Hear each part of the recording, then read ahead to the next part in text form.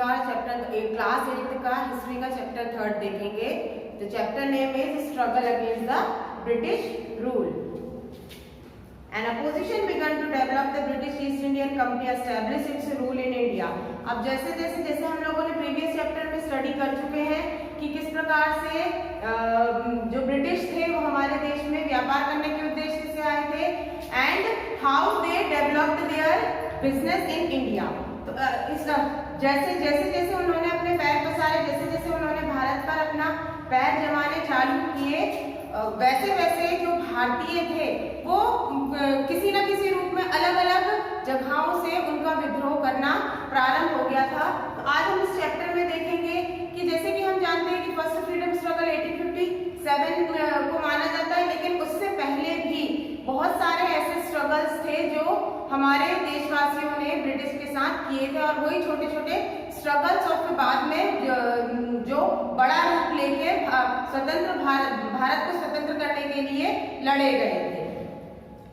It was impact of result accumulation grievance of the various classes, thought rules, zamindar, religious leaders, sannyasis, peasants and the tribals which made them stand up against the company's administration and of their dislike for the foreign resident। अब यहाँ पर हम लोगों ने देखा कि किस प्रकार से अंग्रेजों ने अपना फायदा उठाने के लिए किसी भी क्षेत्र को नहीं छोड़ा, चाहे वो सन्यासी हो, चाहे वो निम्न वर्ग के हो, चाहे वो जनजाति हो, चाहे वो जंगल में रहने वाले हो, सभी का उन्होंने शोषण करना प्रारंभ किया। और जैसे उन्होंने शोषण करना प्रारंभ किया, छोटे वर्ग के जो लोग थे वो लोग भी अपने आप को स्वतंत्र करवाने के लिए या फिर कह सकते हैं जो उनके ऊपर शोषण हो रहा था उससे बचने के लिए उन्होंने आवाज उठानी प्रारंभ कर दी। The year 1857 was an eventful year in the history of India when the first major struggle known as Pyle's Mutiny broke against the British rule। और जो 1857 है, 1857 का जो साल है वो हमारे इंडियन हिस्ट्री में बहुत इंपॉर्टेंस रखता है। Why? Because 1857 का जो स्ट्रगल है उसी ने ही हमारे देश को आजाद कराने की पृष्ठभूमि तैयार की थी, एक प्लेटफॉर्म तैयार किया था जो कि बाद में हमें स्वतंत्र भारत के रूप में सामने आया। The major struggle of Giri community sannyasi in Bengal, इनमें से जो मेजर स्ट्रगल्स था वो बंगाल में हुआ था। काशी रिवॉल्ट इन असम, काशी में भी हुआ था। तो इस प्रकार से अलग अलग जगहों पर स्ट्रगल्स प्रारंभ किए गए थे। There was uprising by the sepoys against the most notable of these were Vellore uprising in 1806 में वेल्लोर में ब्रिटिश के खिलाफ सबसे पहले विद्रोह प्रारंभ हुआ था। बैकबोन अपराइजिंग इन 1827, उसके बाद 1827 में, देन 1825 में, देन 1838 एंड 1849-50। तो इस प्रकार से अलग अलग वर्षों में अलग अलग जगहों से लोगों ने ब्रिटिश के खिलाफ आवाज उठानी चालू की। नाउ हम यहाँ देखेंगे किस प्रकार से सन्यासी अपराइजिंग। अब सन्यासी, जैसे कि आप नाम से ही समझ रहे हो, सन्यासी किस प्रकार के लोग थे? बहुत ही शांत स्वभाव के, धर्म को फॉलो करने वाले लोग थे। लेकिन इन लोगों को भी अंग्रेजों ने इतना मजबूर कर दिया कि इन लोगों ने भी विद्रोह किया, अंग्रेजों के साथ विद्रोह किया। Among the civil uprising, the sannyasis uprising was important. The 1770 famine in Bengal had reduced the people economically। 1717 में बंगाल में भीषण अकाल आया और इस अकाल में जगह पर लोग पीड़ित हुए, भुखमरी चारों ओर फैल गई। The empathy of British government, economic loot and ban on religious place aided the peaceful sannyasis to turn rebellious। और इस ओर ब्रिटिश ने इस ओर ध्यान ना देकर उन्होंने अपनी लूटपाट जारी रखी, किसानों का या फिर और दूसरे वर्गों का शोषण उन्होंने प्रारंभ किया। और यहाँ तक कि जो शांत स्वभाव के सन्यासी थे उन्हें भी उन्होंने परेशान करना चालू किया। और इसी परेशानी के कारण जो सन्यासी थे उन्होंने भी ब्रिटिश के साथ विद्रोह किया। It was enough governor general Warren Hastings delighting effort that sanyasi uprising could be brought under the control. और सन्यासियों का जो ये विद्रोह था उस समय के जो जनरल गवर्नर थे वैरेन हेस्टिंग, उसके द्वारा ये जो विद्रोह है वो कंट्रोल में हो गया था। Bankim Chandra Chattopadhyay had also mentioned about the sanyasi uprising in the book Anand Math. और ये जो सन्यासी अपराइजिंग है इसकी बहुत अच्छी डिटेल बंकिम चंद्र चट्टोपाध्याय द्वारा जो लिखित आनंद मठ बुक है उसमें बहुत अच्छा विवरण उसमें दिया गया है। चौर uprising, fed up by the immense financial crisis, increase in land revenue and famine forced Chaul tribes in Midnapur district to take arms against the British rule। और यहाँ चौर अपराइजिंग, चौर एक जनजाति थी, यहाँ के जो लोग थे वो शांत स्वभाव के थे। वो लोग अपना जो जीवन यापन है वो खेती बाड़ी करके या फिर अदर एक्टिविटी करके वो लोग अपना जीवन यापन कर रहे थे। लेकिन उस समय भीषण अकाल हुआ, अकाल के कारण उन्हें खाने को भी अनाज नहीं बचा।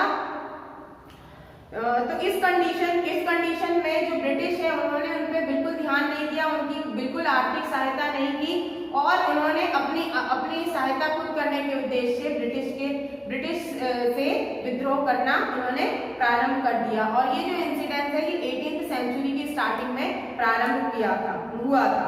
हो and the Munda uprising, Ho and Munda tribes of Chota Nagpur and Singhbhum districts looked arm against the East Indian company government. Ho and Munda uprising के अंतर्गत छोटा नागपुर में ये एक जनजाति थी जिन्होंने अपने विद्रोह के लिए हथियार भी ब्रिटिश गवर्नमेंट के ऊपर हथियार भी उठा दिए थे। The tribe strongly oppose the expansion of British administration in this religious। King Jagannath of Parahar in Bengal supported the rebellious। और उस समय के जो राजा थे उन्होंने भी rebellious का सपोर्ट किया था। Only after the long struggle could British suppressed the uprising। और बहुत अथाक प्रयासों के बाद, बहुत कठिन प्रयासों के बाद ब्रिटिश ने भी इस विद्रोह को भी उन्होंने शांत कर लिया था।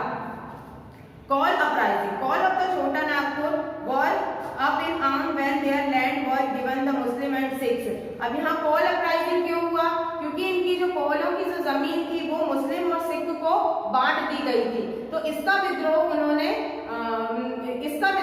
ब्रिटिश सरकार के साथ किया, क्योंकि जो कॉल्स थे वो लोग बहुत गुस्साए हुए थे ब्रिटिश से कि जो उनकी भूमि थी वो उन्होंने उनसे छीन के, अतिरिक्त भूमि को उनसे छीन के सिखों और मुस्लिमों में उन्होंने बांट दिया था। The angry Cole launched revolt in 1831। और जो कोल्स थे उन्होंने जो विद्रोह है वो कब प्रारंभ किया, स्ट्रगल कब प्रारंभ किया? 1831 में। सिंघभूमि, रांची, बलरामपुर, हजीराबाद इन जगहों पर उन्होंने जगह पर उन्होंने विद्रोह करने प्रारंभ कर दिए थे। About 150 tribes including their leaders। और यहाँ पर लगभग 150 जो जनजाति के जो लीडर्स थे वो इकट्ठे हुए थे इस राइज में। And his son were killed in the revolt। The revolt was suppressed after long armed campaign। और इस स्ट्रगल को भी रोकने में ब्रिटिश को बहुत ही प्रयास करना पड़ा, बहुत ज्यादा सेनाओं का इस्तेमाल उन्होंने किया। Then इसी प्रकार से संताल अपराइजिंग, अहोम अपराइजिंग, खासी अपराइजिंग, भील अपराइजिंग और कच्छ अपराइजिंग भी इसी ड्यूरेशन में किए गए थे। संताल अपराइजिंग जो है वो 1856 में हुआ था, अमोल अपराइजिंग 1828 में, काशी अपराइजिंग 1833 में, भील अपराइजिंग 1812 to 1846 में, कच्छ अपराइजिंग 1890 to 1831 में हुए थे। उसके बाद इन अपराइजिंग को, इन विद्रोह को अंग्रेजों ने अपनी सैन्य शक्ति के साथ पूरी तरीके से कंट्रोल में कर दिया था। और उसके बाद जो अपराइजिंग, जो स्ट्रगल सामने आया था वो बहुत ही बड़े रूप में था, जिसे कि हम फर्स्ट फ्रीडम स्ट्रगल के नाम से जानते हैं और जो हुआ था 1857 में। The struggle of independence 1857। इसे फर्स्ट फ्रीडम स्ट्रगल इसीलिए कहा जाता है क्योंकि इससे पहले जितने भी विद्रोह हुए थे, जितने भी स्ट्रगल हुए थे वो एक छोटे से क्षेत्र से शुरू होकर एक छोटे से क्षेत्र में ही समाप्त हो गए थे। लेकिन जो 1857 का स्ट्रगल है वो इतना ज्यादा ब्रॉड हुआ, इतना ज्यादा बड़ा हुआ कि इसमें लगभग पूरे भारत ने भाग लिया था और पूरे भारत एकजुट होकर अंग्रेजों से लड़ी थी। The year 1857 was an eventful year in the history of India. It was in that year that the great armed uprising took place against the British rule in India। और इसे कंट्रोल करने में ब्रिटिश ने भी बहुत ज्यादा मेहनत की थी। लगभग ये 1.5 साल के करीब चला था, 1857 to 1858 तक ये स्ट्रगल चला था और इस स्ट्रगल में जो ब्रिटिश की जो नींव है वो पूरी तरीके से हिल गई थी, है ना। ब्रिटिश को कहीं ना कहीं अब ये भय हो गया था कि अगर इस प्रकार का कोई भी अपराइजिंग, इस प्रकार का कोई भी स्ट्रगल अगर आगे के भविष्य में होता है तो उन्हें उनके जो जमे जमाए पैर भारत में है वो कहीं ना कहीं उखड़ सकते हैं, ये डर उन्हें बना था। तो 1857 का जो स्ट्रगल है हम नेक्स्ट वीडियो में देखेंगे। इससे रिलेटेड अगर कोई भी डाउट्स हो आपके तो आप कमेंट बॉक्स में कमेंट कर सकते हैं, और जिसने भी इस चैनल को सब्सक्राइब नहीं किया हो please subscribe this channel. Thank you.